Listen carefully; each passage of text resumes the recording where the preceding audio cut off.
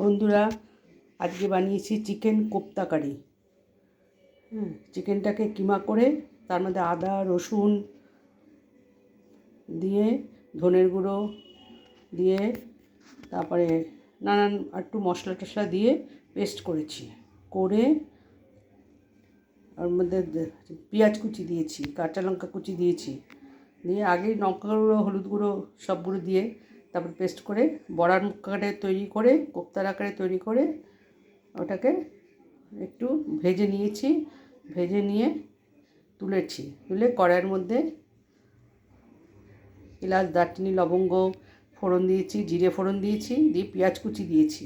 এই পেঁয়াজগুলো ভাজা হলে আদা রসুন আবার দিয়েছি পেস্ট, আদা রসুন বাটা দিয়েছি, শুকনো লঙ্কার গুঁড়ো দিয়েছি, কাশ্মীর লঙ্কার গুঁড়ো দিয়েছি, টমেটো দিয়েছি, সব দিয়ে এটা কষিয়েছি। দিয়ে যখন জল দিয়েছি, দিয়ে জলটা ফুটে উঠলে কোপ্তাগুলো দিয়ে দিয়েছি। দিয়ে এইভাবে চিকেন কোপ্তা করেছি। কেমন হয়েছে বলবে তোমরা বন্ধুরা, কমেন্ট করবে অতি অবশ্যই। কমেন্ট করলে আমি বুঝবো যে কেমন হয়েছে। তোমরা চোখে দেখে তো বলবে কেমন হয়েছে, কমেন্টটা করবে অন্তত।